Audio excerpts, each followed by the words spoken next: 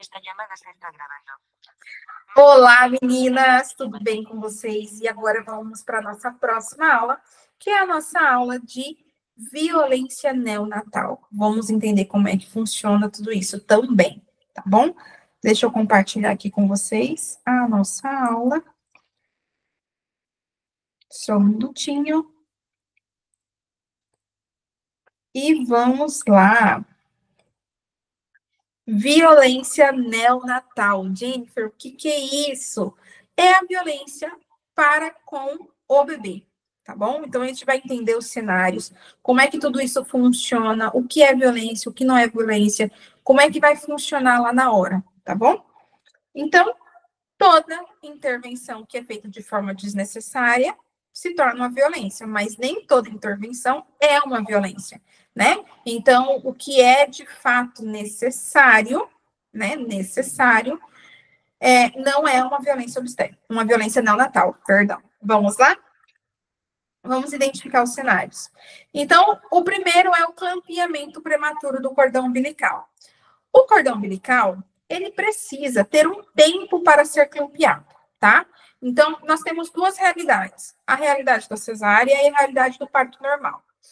Na realidade da cesárea, a gente não tem como a gente ficar esperando tanto tempo esse cordão parar de pulsar para daí cortar ele. Por quê? Porque a mulher está aberta. Então, nós temos riscos de infecção, tá bom?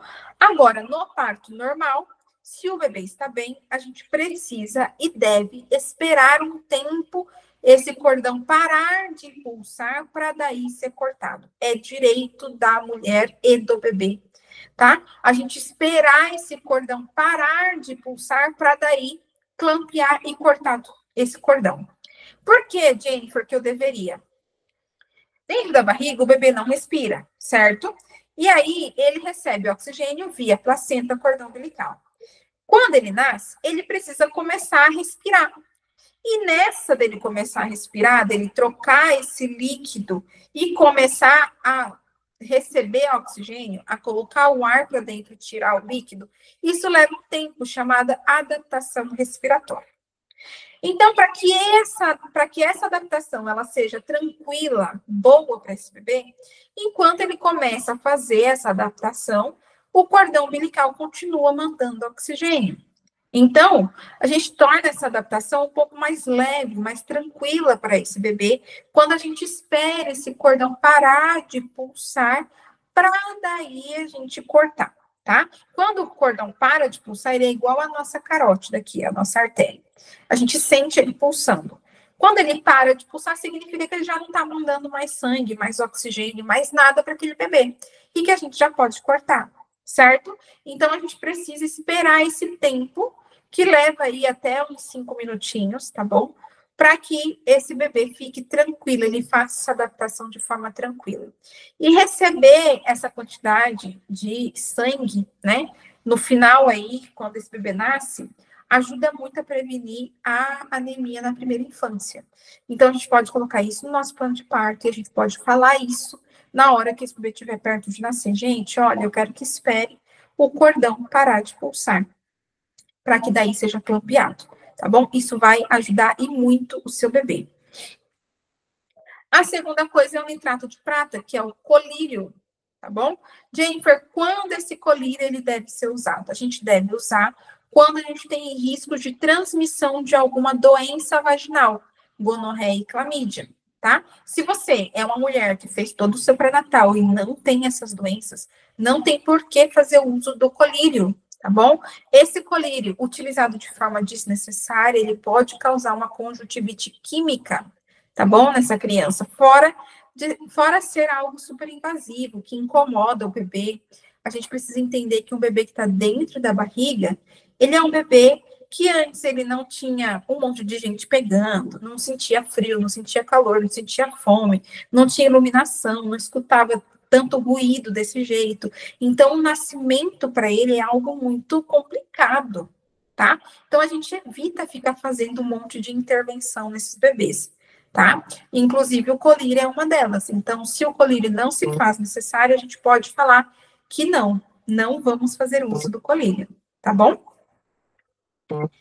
E aí nós temos a aspiração, né? Será que todo bebê precisa fazer o uso de aspirador, tirar todo o líquido e aspirar esse bebê? Não são todos os bebês que faz necessário isso, tá bom, gente? Essa intervenção. Então, o bebê, ele precisa ser aspirado se ele não está conseguindo iniciar a troca gasosa dele, começar a trocar esse líquido por ar. É aquele bebê que não está corando, que não tem tônus muscular, né? Que está todo prostrado, parecendo que está desmaiado, solto. É aquele bebê que está fazendo esforço respiratório, ele tenta puxar o ar e faz batimento de água de nariz, ou as costelinhas ali ficam entrando. É esse bebê que não está conseguindo respirar bem. Então, esse bebê precisa ser aspirado, ou até ter uma ajuda ali com oxigênio. Mas a grande maioria dos bebês, principalmente os bebês de parto vaginal, que passa pela vagina e é apertado pela vagina, e na hora que ele é apertado pela vagina, ele escorre esse líquido, ele libera mais líquido, a maioria desses bebês não precisam ser aspirados, ele já consegue fazer essa troca gasosa sozinha. Então, no plano de parto, você pode colocar que você quer que esse bebê seja aspirado só se for necessário.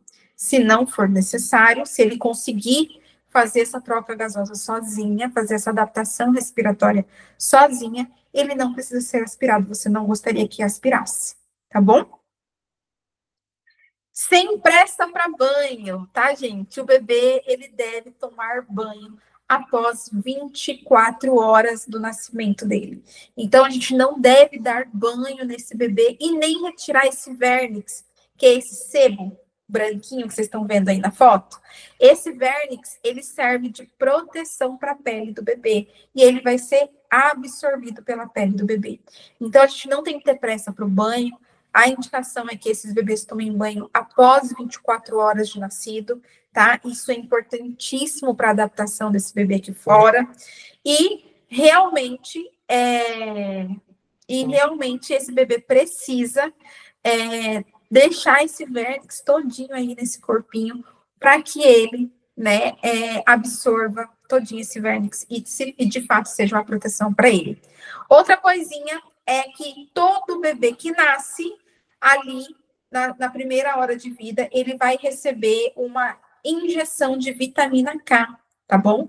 Que é uma proteção para hemorragia neonatal. Então, vocês não assustem que nos primeiros cuidados ali do pediatra, o pediatra vai entrar com uma injeçãozinha na coxinha desse bebê de vitamina K, tá bom?